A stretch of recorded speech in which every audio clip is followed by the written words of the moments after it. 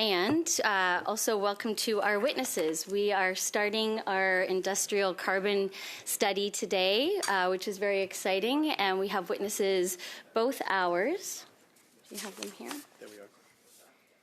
So these ones here. Yes, okay. So welcome to Franco Terrazzano, Federal Director, and Nicolas Gagnon, Quebec Director of the Canadian Taxpayers Federation.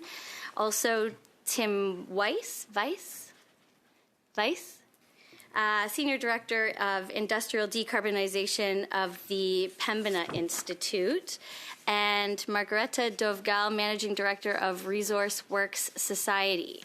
So each witness organization will have 5 minutes to present their opening statements, and once that's complete, we'll have questions from committee members. Do we still have the timer? Yes. Yeah. So I'll give you a 1-minute warning as you approach the end of your 5 minutes, and then when your time is up, is in front of you, just complete your sentence after that. So we will begin with the Canadian Taxpayers Federation. Is it Franco who is speaking? Mr. Terrazzano, the floor is yours. Many Canadians are worried about paying their bills, buying groceries, and still having money left over to save for a rainy day. The last thing they need is their government making it more expensive to put gas in their car or food in their fridge. Many Canadians are feeling deep anxiety about losing their job. The last thing they need is their government pushing the company they work for to leave Canada for the United States. My name is Franco Terrazzano. I'm the Federal Director of the Canadian Taxpayers Federation, and I'm here on behalf of hundreds of thousands of taxpayers with a simple message. It doesn't matter what label you slap on a carbon tax. Carbon taxes make life in Canada more expensive. Carbon taxes chase away Canadian jobs, and carbon taxes don't work. The government should end all carbon taxes for all the reasons it ended the consumer carbon tax. For years, politicians told Canadians that the consumer carbon tax made them richer, but nobody believed that because it wasn't true. Stats Canada showed that inflation dropped after the government cancelled its consumer carbon tax. Government MPs even shot videos in front of gas stations praising themselves after cutting a carbon tax that they charged for years. Leger polling shows that Canadians aren't buying that same government spin about the industrial carbon tax. About 70% of Canadians say businesses will pass on most or some of the costs of the industrial carbon tax to consumers through higher prices. So Canadians understand the simple reality. Carbon taxes on refineries make it more expensive to drive. Carbon taxes on fertilizer plants make it more expensive to eat. And carbon taxes on electricity make it more expensive to live.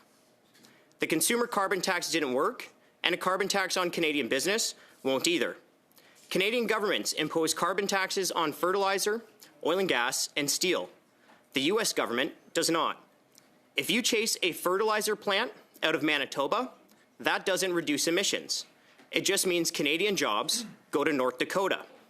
If you chase an oil and gas project out of Alberta, that doesn't reduce emissions. It just means Canadian jobs go to Texas. And if you chase a steel plant out of Ontario, that doesn't reduce emissions either. It just means Canadian jobs go to Ohio. Canadians are already 10 out of 10 worried about tariffs and losing their own job. The last thing that they need to worry about is a tax from their own government that pushes the company they work for to move to the U.S.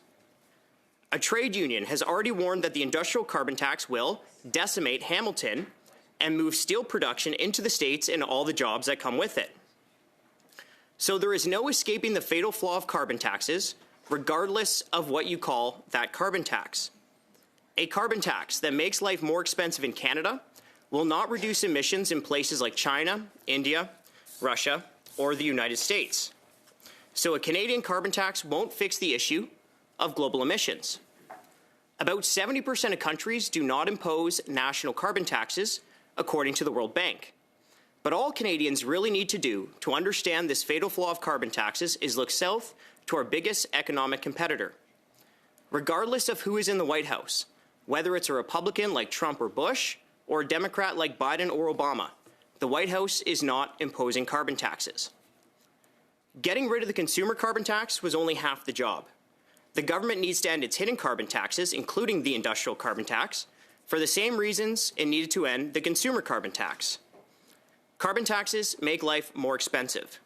Canadians didn't believe it when politicians told them carbon taxes make their life more affordable, and they don't believe it now. Carbon taxes don't work. Pushing Canadian entrepreneurs to cut production here and set up shop south of the border doesn't cut emissions. It just cuts Canadian jobs. The industrial carbon tax is the worst of all worlds. It's hidden. It makes life more expensive. It will cost Canadians their jobs. It needs to go. Thank you. Thank you for your testimony. We will now move on to Mr. Vice of the Pembina Institute for 5 minutes, and the floor is yours. Thank you very much. Members of the committee. My name is Tim Weiss. You got it. You got it. It's on now? Okay, thanks. So I'm the Senior Director for Industrial Decarbonization at the Pembina Institute. I'm also a professional engineer and have spent 20 years researching energy technology systems in Canada, including nearly a decade teaching undergraduate courses in thermodynamics and energy systems.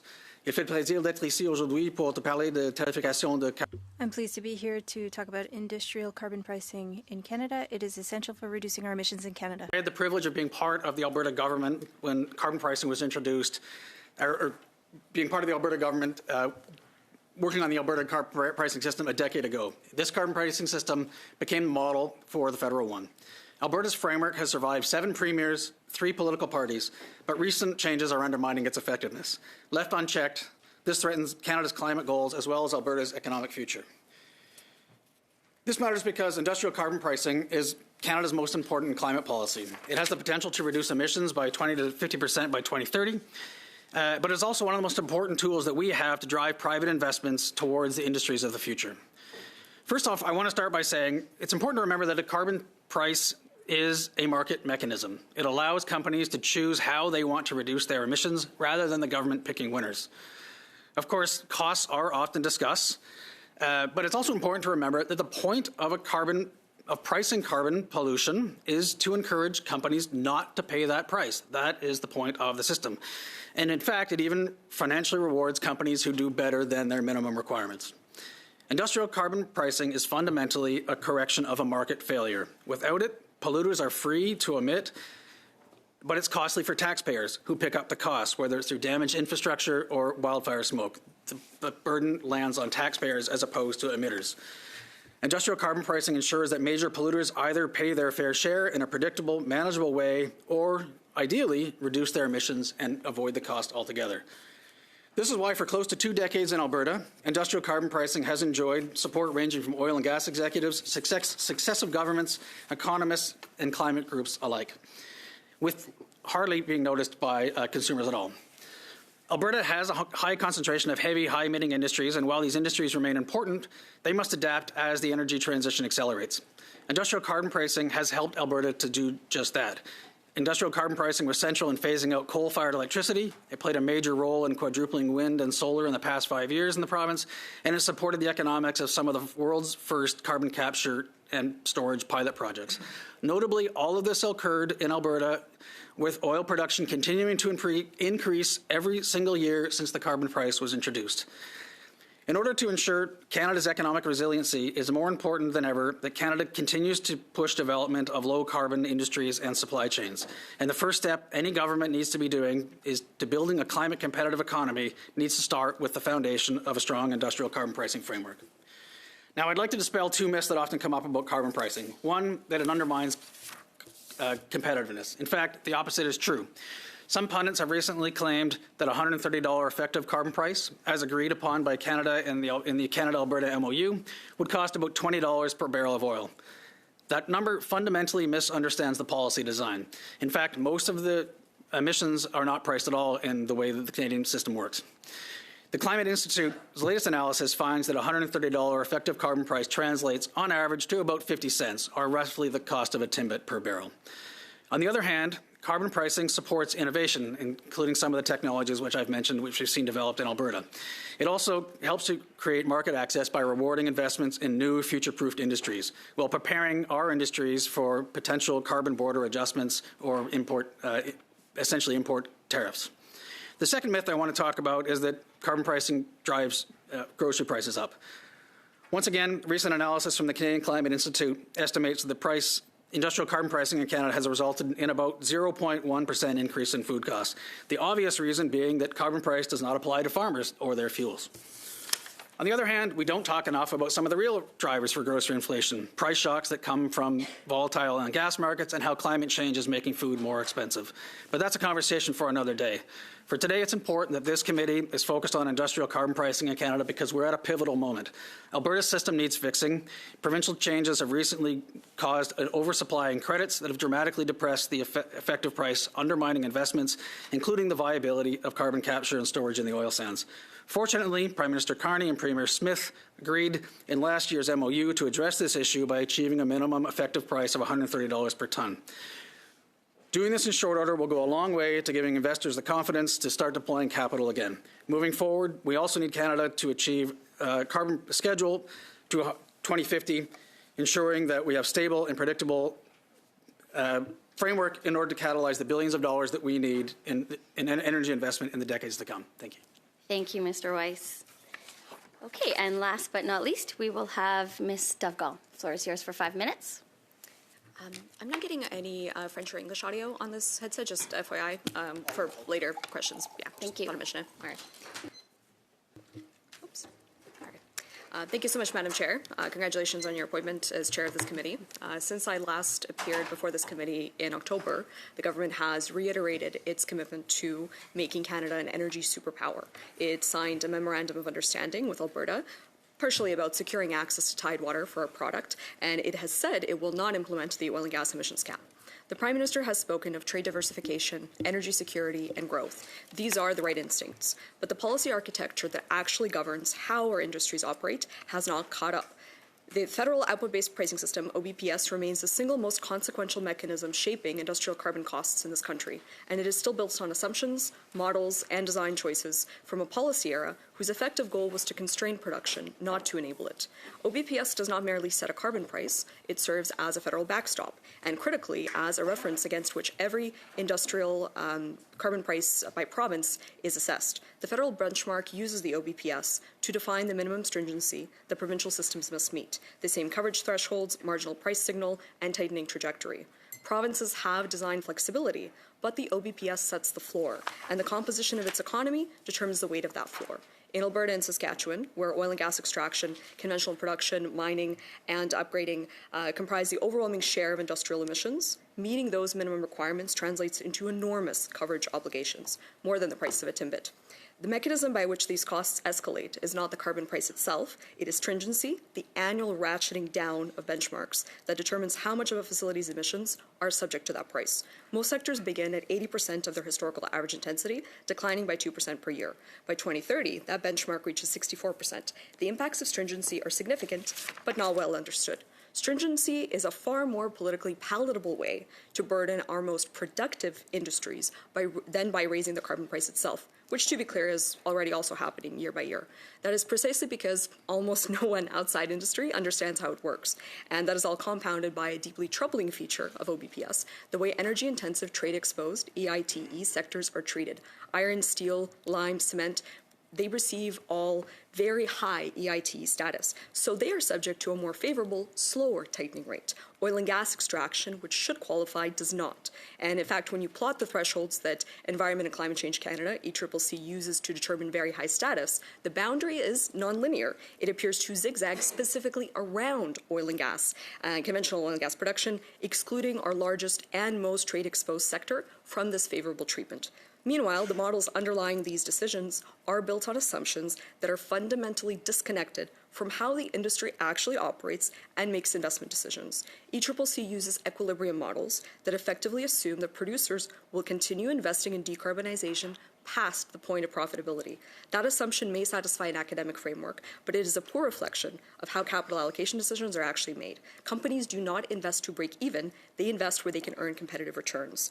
And if the policy environment makes those returns unachievable, capital moves elsewhere. It doesn't just absorb the cost.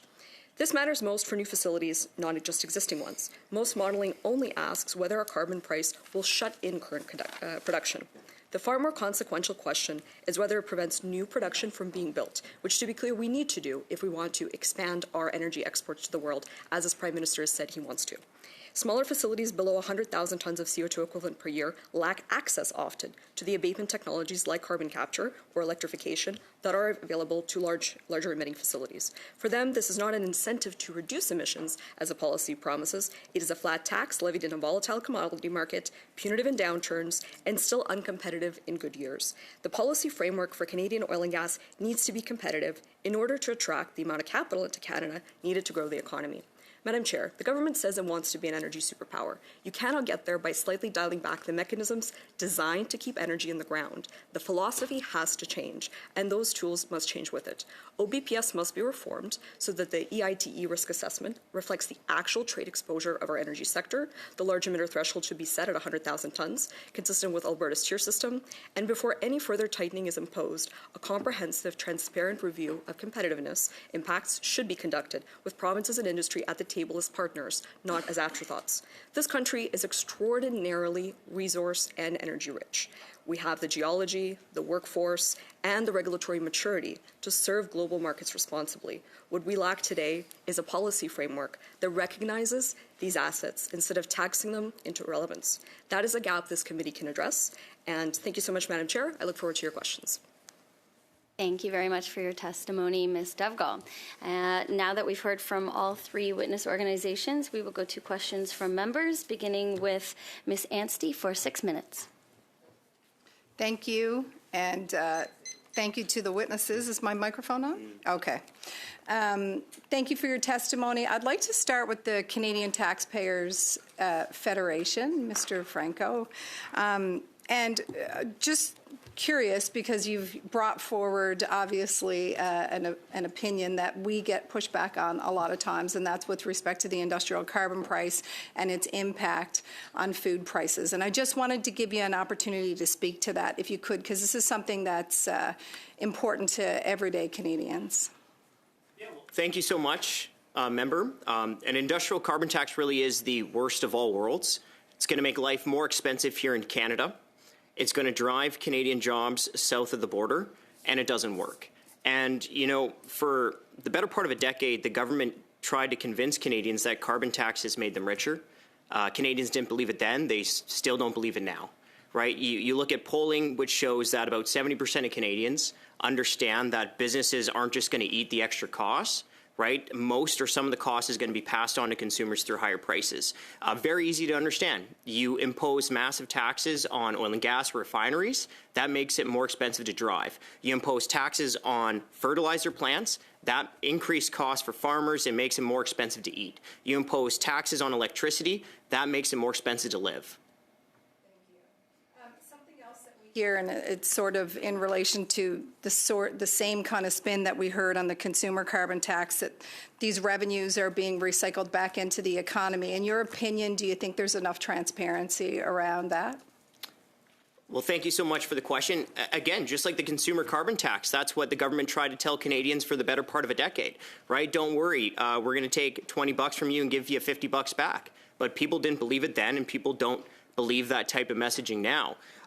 Yes, government transparency is always important, but even better is that the government get rid of taxes that make life more expensive, that don't work, and that could very well cost many Canadians their job.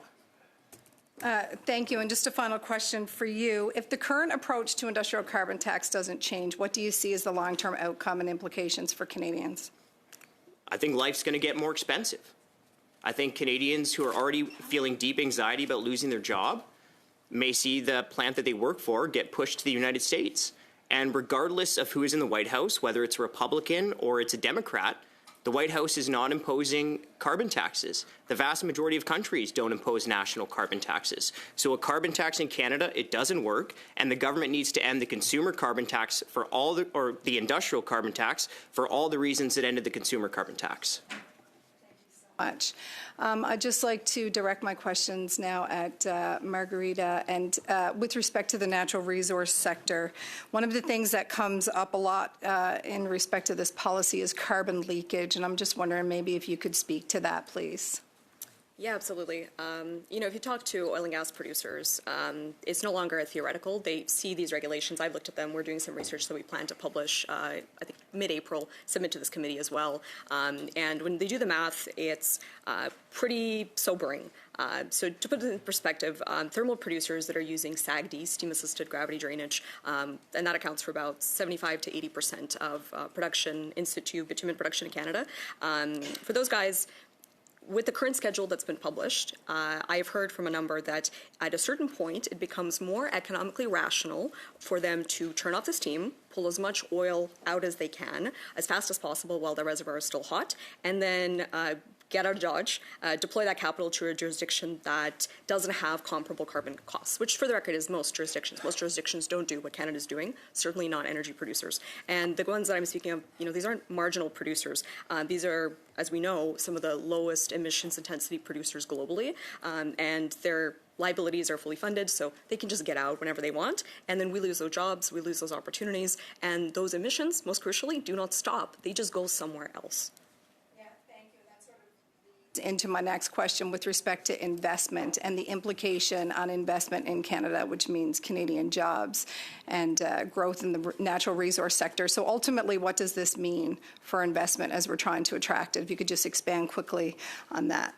Yeah, so most countries are assessing on a facility by facility level first their cumulative carbon cost. So they want to understand whatever framework they're operating in, what their costs are actually going to be, but they're also looking at it on a portfolio basis. So it's not just specific. Let's say there's a company who operates both in BC and Alberta. They have different calculations, different facilities, different sizes. Depends on the technology that they're using.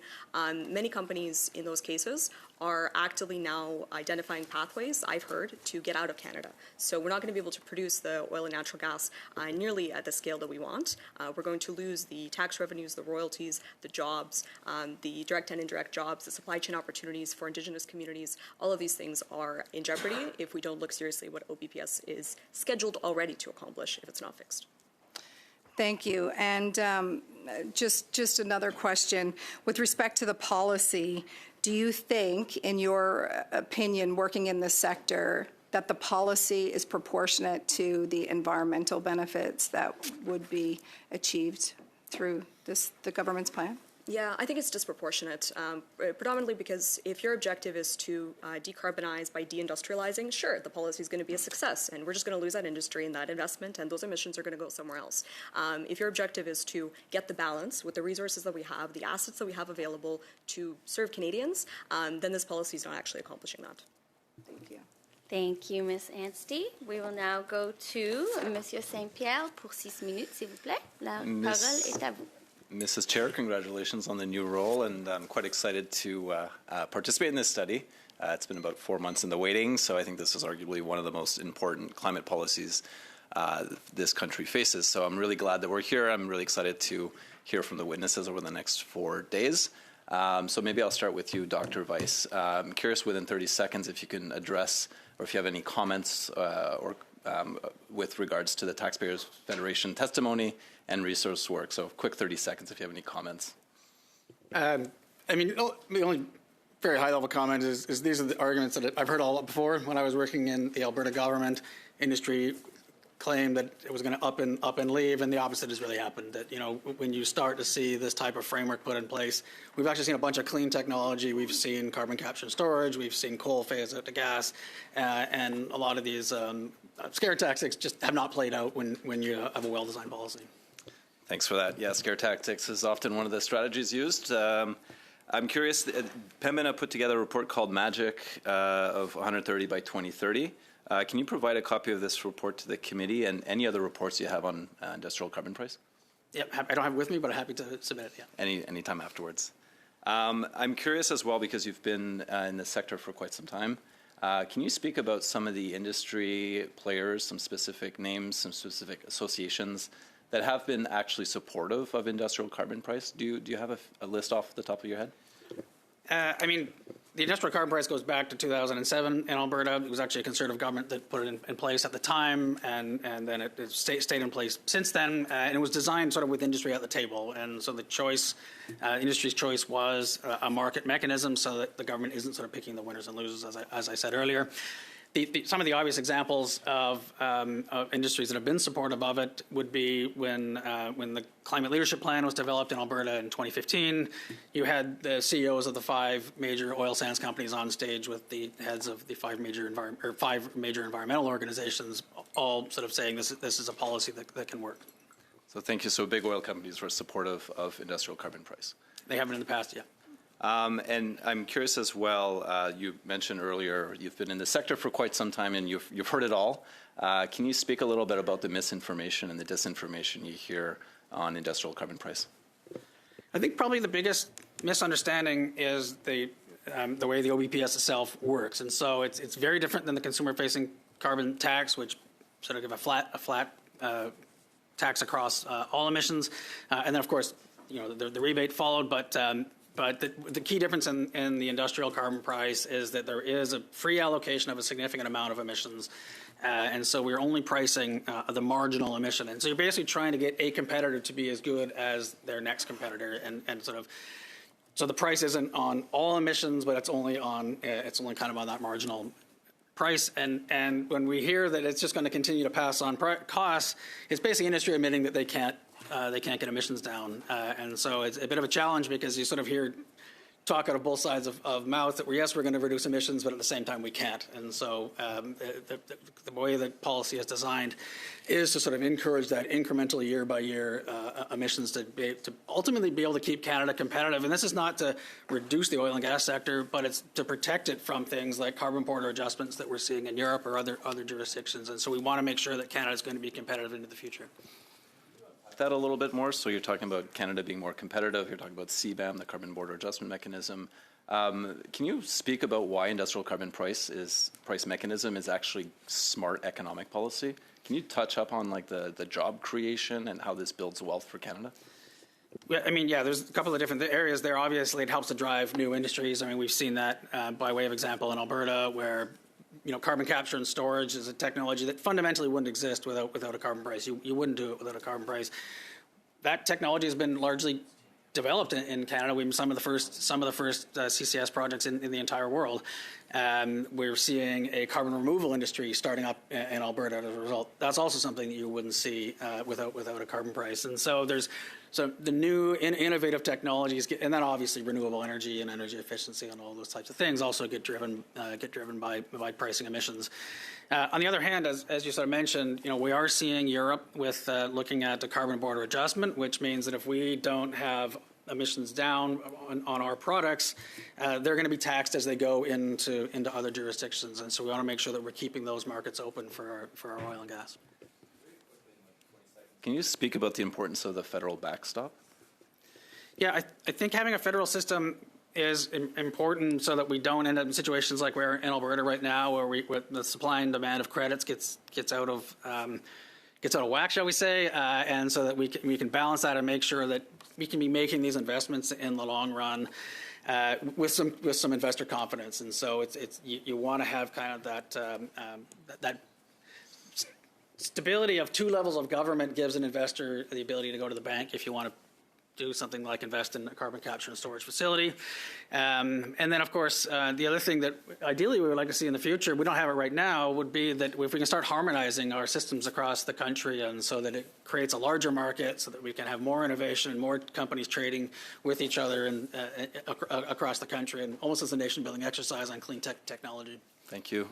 Maybe one last quick question to the Canadian Taxpayers Federation. What percentage of your funding sources comes from Canadian taxpayers? We don't receive any funding from outside of Canada. My question was Canadian taxpayers. So citizens contributing to Canadian Taxpayers Federation, can you provide funding sources for your organization? Yeah, sure. I can give you some numbers. Probably just in about 20 seconds. Yeah, so as I mentioned, we don't receive any money from outside of Canada, as I already mentioned. So all of it are from Canadians. Last year we received, 76,000 donations. Average donation was $81.40. 99% of our donations are under $1,000. Monsieur Saint-Pierre, we are now going to go to Monsieur Bonin. La parole est à vous pour 6 minutes. Merci. You have the floor for 6 minutes. Thank you, Chair, and congratulations for your appointment as chair. Hopefully we'll be able to get through the committee's work quickly and focus on biodiversity, and I'm sure you'll be able to contribute greatly to our committee's work. Mr. Weiss, I have very little time, so I'll ask you for short answers if possible. If the government weakens the carbon pricing in reviewing the industrial carbon tax, could that put in peril the goals to reducing greenhouse gases for the Paris Agreement? Oh, d'accord. Je recommence? Oui. OK. Would you like for me to start over?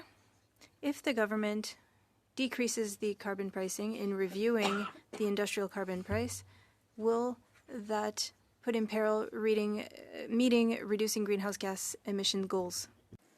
If I'm understanding the question, it's very clear that industrial carbon pricing can have the effect of reducing emissions to help meet Canada help meet its targets. The current trajectory that we're on won't get us there, and we're going to have to improve that system. And if we are going to be able to attain our goals.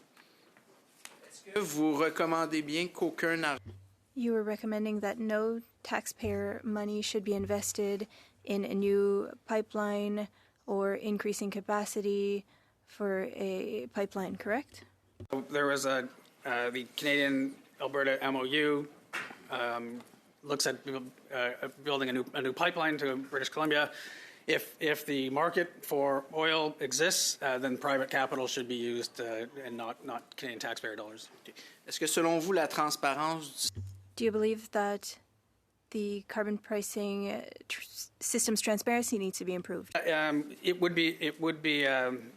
There's definitely improvements that we could be making in the overall system to make it more transparent. Again, ways that we could harmonize systems across Canada to encourage trade, encourage innovation, and encourage investment across provinces. Okay. Et Applying minimal standards for rigor in Canada, how are you seeing that in any equivalencies? And do you believe that there should be a policy that states clearly how and when the implementation of the federal system should be done? Forgive me, I'm not 100% sure I understood the question, but yes, there needs to be, whether it's the equivalency on methane, whether it's the equivalency on the OBPS or equivalency on the Canadian electricity standards or regulations.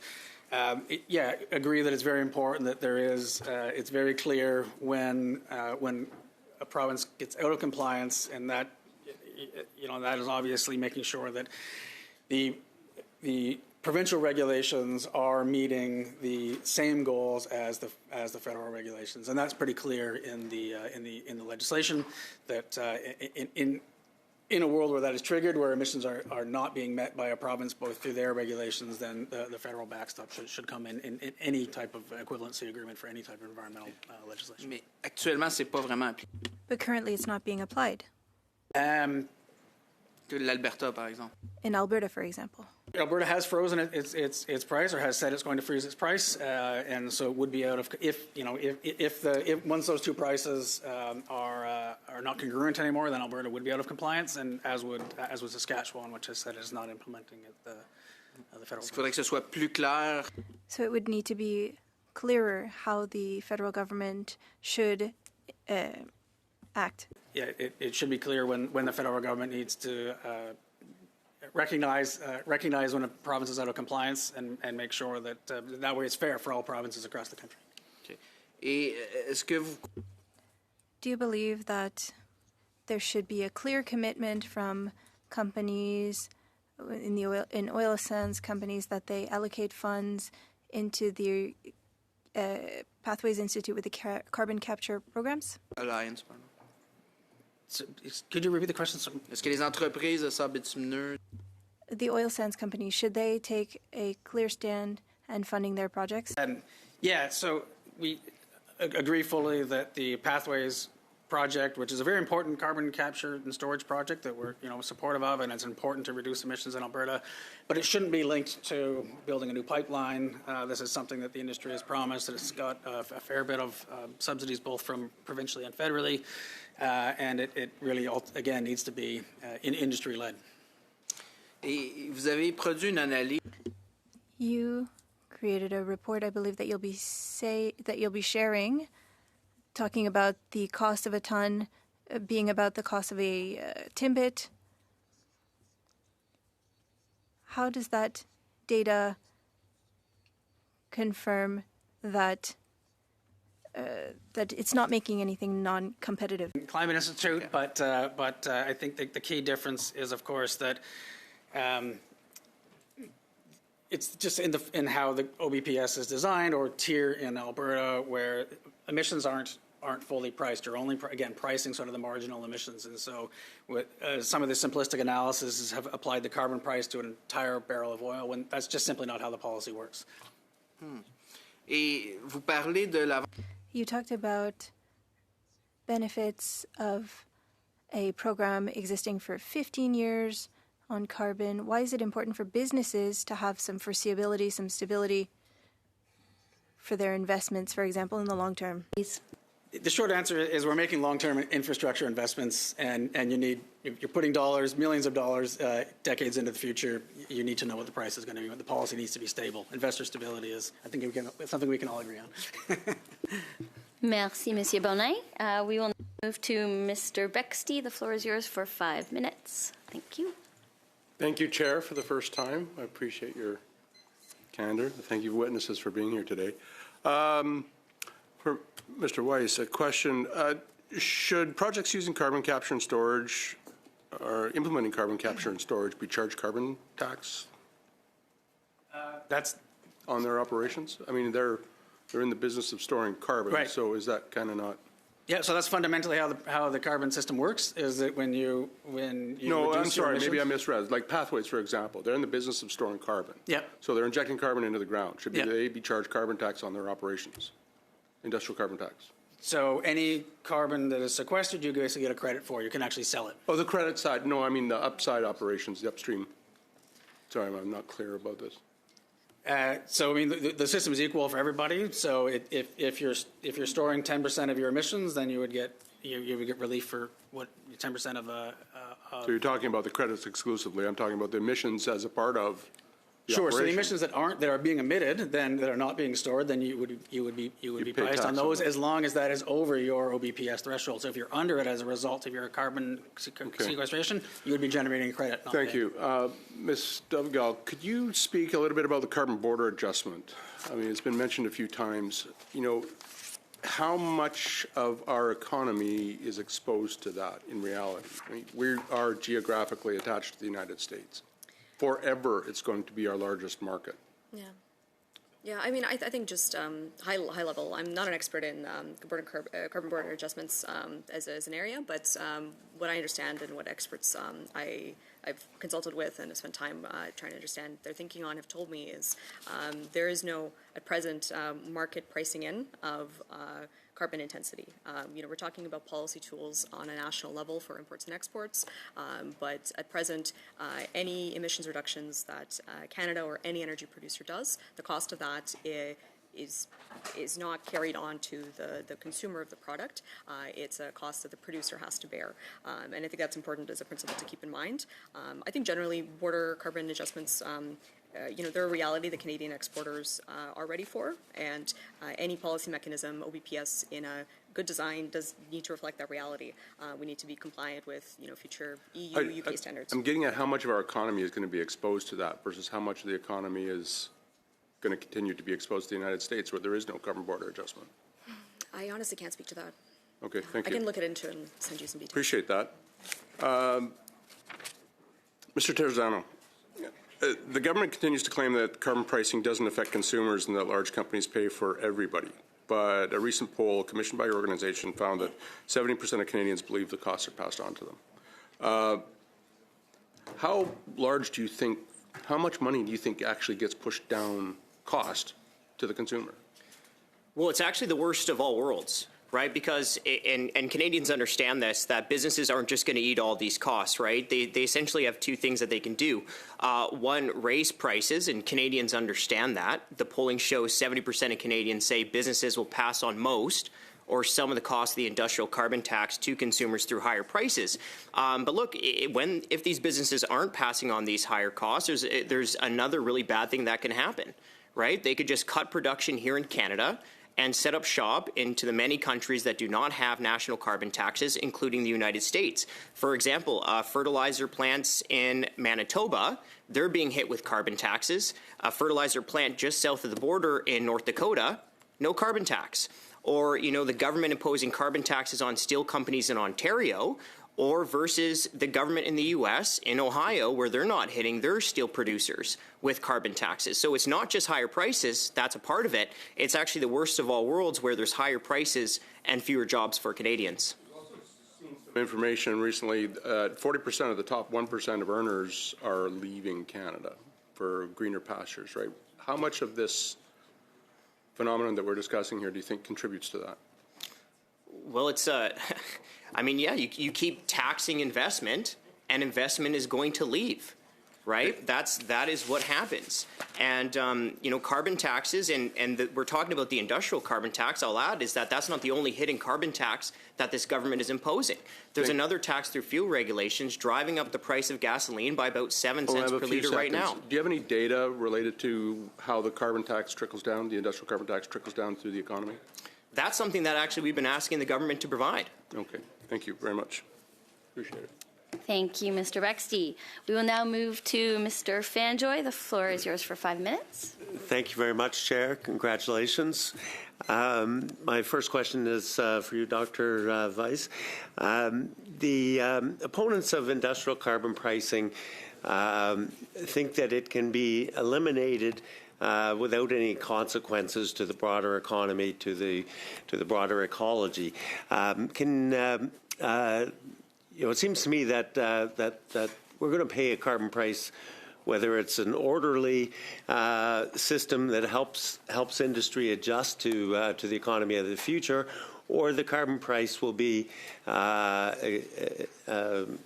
provided by the environment. And so could you please talk to some of the events that we're seeing in our environment that make this policy necessary? Happy to try to speak to a few.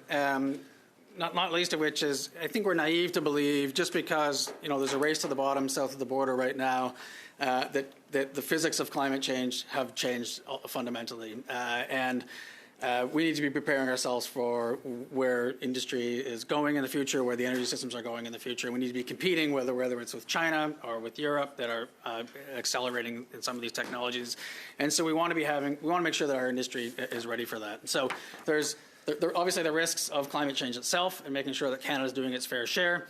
There's the opportunities for clean technology and being able to compete with the other parts of the world, as well as continue to export. We export our fossil fuels, but making sure that they're going to be competitive with places that have carbon border adjustments. And then finally, the other thing I would like to very quickly mention is in Alberta, when I was with part of the government and we changed and there was a change to the carbon pricing system, there started to be a backlog of people holding on to their credits because they knew the market price was going up. And all sorts of industries were coming basically saying there was whole industries that have been developed around clean technology and this types of investment that were suddenly, when the carbon market was changed, all these companies who had made investments were sort of banging on our door. And so it's important to remember there is a whole clean tech sector in Canada that is developing, and we're becoming leaders in that area, and we're going to pull the market out from all that innovation that's going on in the country if we were to remove this policy. Yes, and that's. I'm glad you brought that point up. Mr. Terrazzano spoke earlier about Canadians, facing affordability issues. That's been highlighted recently with the increase in the price of oil, the price of gas, as a result of yet another conflict halfway around the world. But those price increases haven't affected renewable energy. They haven't affected renewable energy, and I think that this change, and maybe this is where Canadians will start to see where their benefits in terms of affordability and a cleaner environment will benefit from a proper industrial carbon pricing system. Could you comment on renewable energy and its role?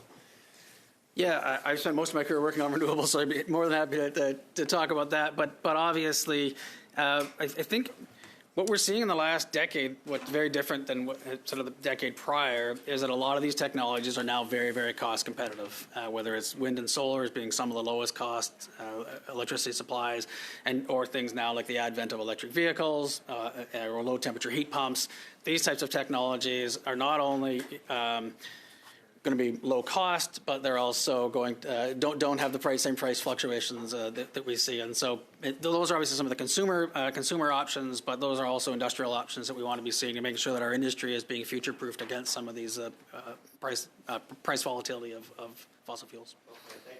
Mr. Terrazzano, I've heard you mention industrial carbon pricing being the worst of all worlds on a number of occasions today. I was wondering how you would compare the world's experienced by farmers on the prairies who are dealing with drought, lower mainland BC dealing with atmospheric rivers, or across Canada, wildfires taking out entire towns.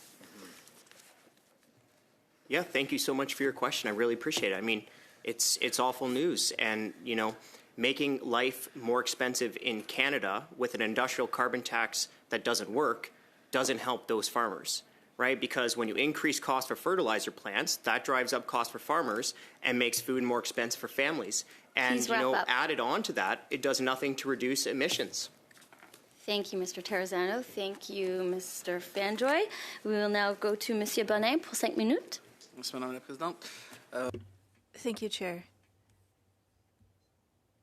2.5 minutes. Mr. Weiss, could you talk about the mechanism in Europe, the border adjustment, carbon border adjustment? Yeah, so Europe is sort of at the forefront of carbon border adjustments, and what that's going to mean is they'll be basically applying an emissions intensity to products that they're importing. And so if we want to be, I mean, right now, I think we've found that the United States is not necessarily our most reliable trading partner, and we want to be diversifying our markets, and so we need to make sure that we're going to continue to have access to these jurisdictions. And if there was a carbon border adjustment and we're not compliant with it, ultimately, there's going to be a tariff on the goods and services, or the goods that we're trying to import into Europe. And it's much better that we're collecting that money here and investing it in clean technology here than having it being taxed at someone else's border.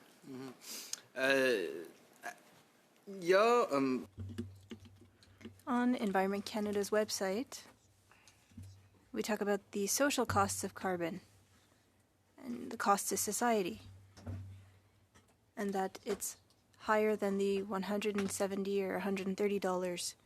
Should we have pricing that represents the social cost for companies so that it's not sent back onto taxpayers, but rather that it be companies that pay the price for their pollution? This is an excellent question. It's a really complex one.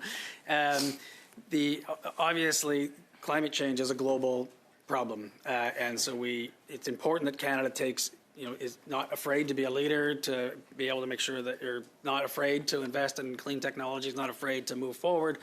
But at the same time, we need to make sure that we're not getting too far out of step with where the rest of the world is as well. And so I think that's actually a question for this committee and for the government to be able to figure out what is the trajectory that is appropriate to make sure that Canada is at the forefront of the new technologies and keeping prices affordable, but at the same time, balancing that with, I think, where the rest of the world is going, and making sure that we're part of that international conversation, making sure that the planet or the world is taking climate change seriously. So it's a complex answer to a very good question. Mais vous convenez que...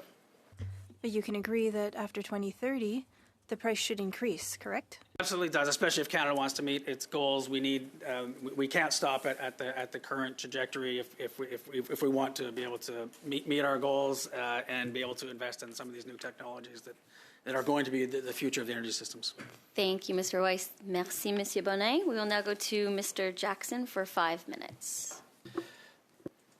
Thank you, Chair, and thank you to the witnesses for being here. First of all, to the folks from the Taxpayer Federation, I've just noticed something very disturbing coming from the other side, some laughter happening from the other side while you're answering questions to testimony. As a new member of Parliament, this is the first time I've seen that. I find it incredibly disrespectful, regardless of whether we agree or not with the testimony that Canadian citizens are providing. I don't think that's appropriate behavior, so I just apologize for that. Excuse me, Mr. Jackson, we have a point of order with Mr. Franjoy. No one's been laughing. No one's been laughing. This is, we're conducting questions and answers, so we don't require any fiction. Yeah, Chair.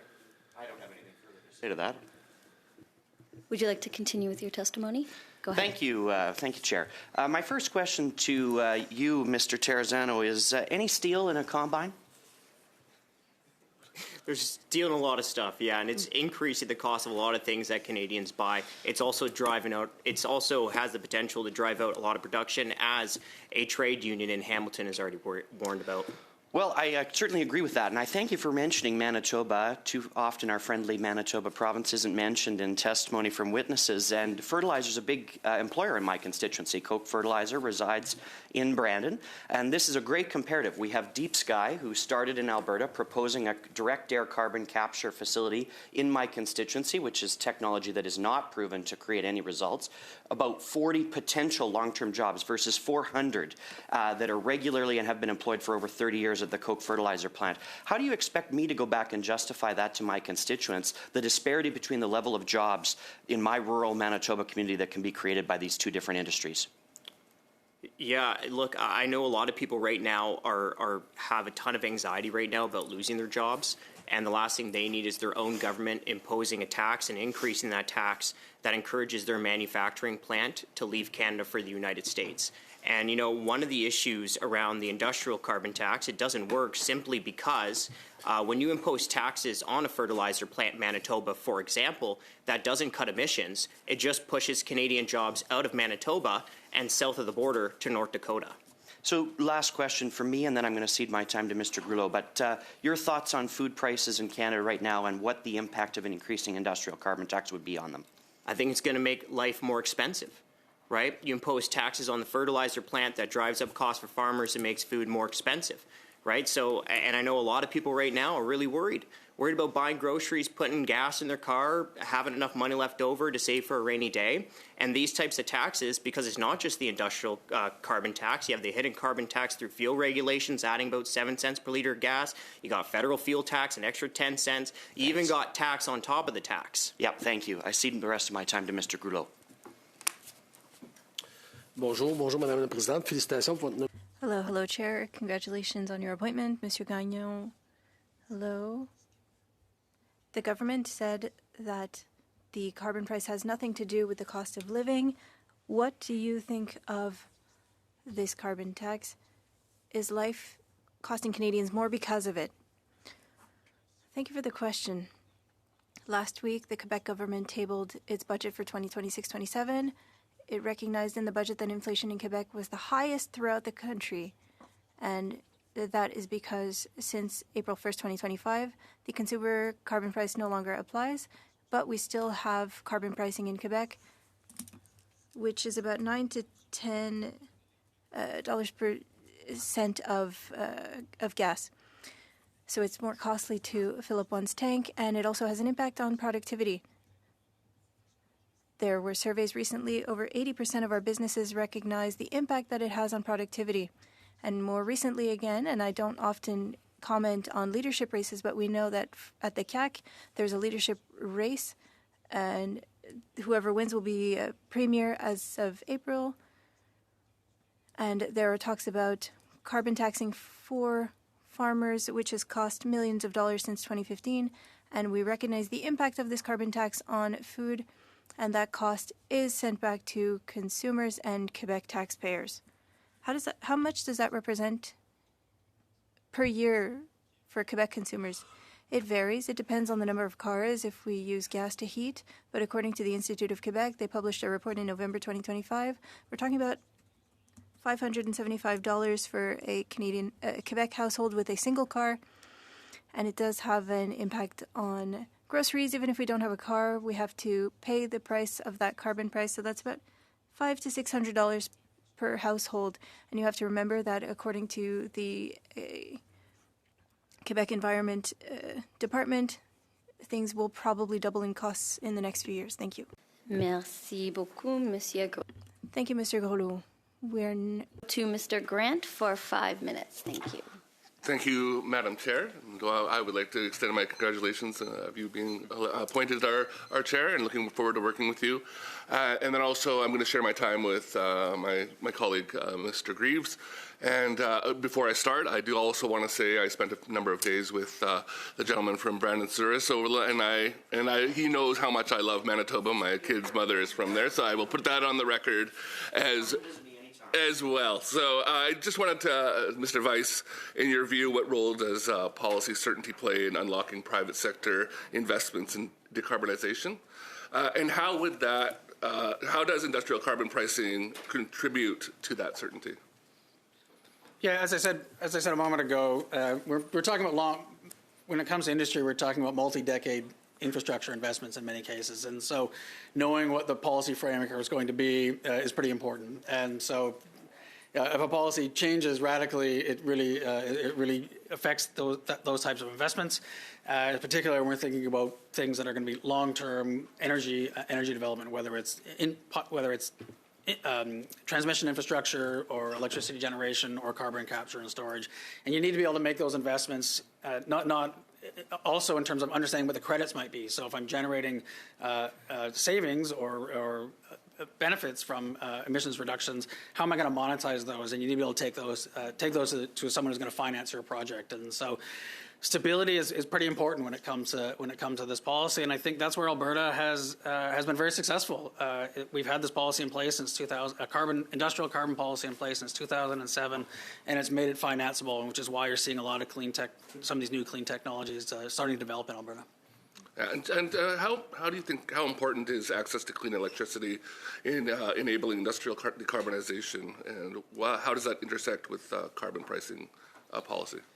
Yeah, I mean, electricity is one of those sectors where we actually have very good technology today that can replace some of the emitting technologies, and we're seeing that where it went from Alberta phased out its entire coal fleet within a few years, and now we're seeing a lot of renewable energy get developed. And then if we can build clean electricity, then we can start to build other technologies using that clean electricity. And so not only is the electricity sector able to kind of benefit from reducing their emissions, but then they can also then help other industries through industrial electrification also reduce their emissions. And so clean electricity and Canada's electricity system in general is a major advantage that we have over many of our competitors around the world. I'll turn the rest of my time over to Mr. Greaves. Thank you very much, colleagues, and congratulations, Madam Chair, on your election. Thank you all for having me today. It's a pleasure to join this committee, and thank you to the witnesses for taking time to be with us today. I'd like to start with Dr. Weiss, if I may, first, and thank you for your testimony today. We've heard a little bit from some of the other witnesses about public opinion on different aspects of policy related to climate change, related to the economy. And I'm just wondering if you're familiar with public opinion research that was conducted at the University of Montreal, which explored levels of public opinion in Canada at the federal riding level in terms of how many Canadians believed in the scientific basis of climate change and believed that the government of Canada should do anything about it. Are you familiar with that polling data in general terms? With that poll in general, but in general, Canadians remain very concerned about taking action on climate change. And even when we're seeing some ebbs and flows in other parts of the world and a race to the bottom south of the border, Canadians remain of the opinion that we need to be doing something. Mm-hmm. Absolutely, and the findings at the Université de Montréal definitely supported that. They actually showed that every single federal riding in Canada has a majority of adults who believe in the scientific basis of climate change. Every single riding in the country.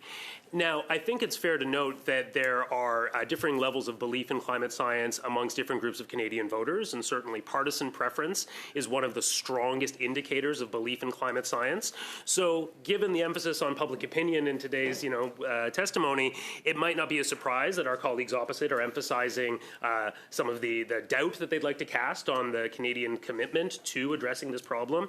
But we can actually see very, very robustly how seriously Canadians take this issue across the country, and we can see that it's something which even our colleagues in rural prairie ridings, our colleagues in downtown urban ridings, our colleagues in small coastal communities, all of our constituents have a center of gravity that understands that this issue is real. Is it your view that at the end of the day, Canadians really do expect their leaders to get on with the business of addressing the problem using the tools that we have available? I mean, I certainly hope that's the case. As an engineer and someone who's studied thermodynamics, I know that this problem is not going away. The science is what it is. The fundamental science hasn't changed. And we are putting our planetary system at risk. We're putting our children's futures at risk if we don't do something about it seriously now. So, okay. Thank you very much, Mr. Weiss and Mr. Greaves and Mr. Grant. That concludes our first hour. Thank you very much to all the witnesses for your time and energy and for coming today. We all truly appreciate it. We are going to suspend so that we can switch to the witnesses for our second hour. Thank you.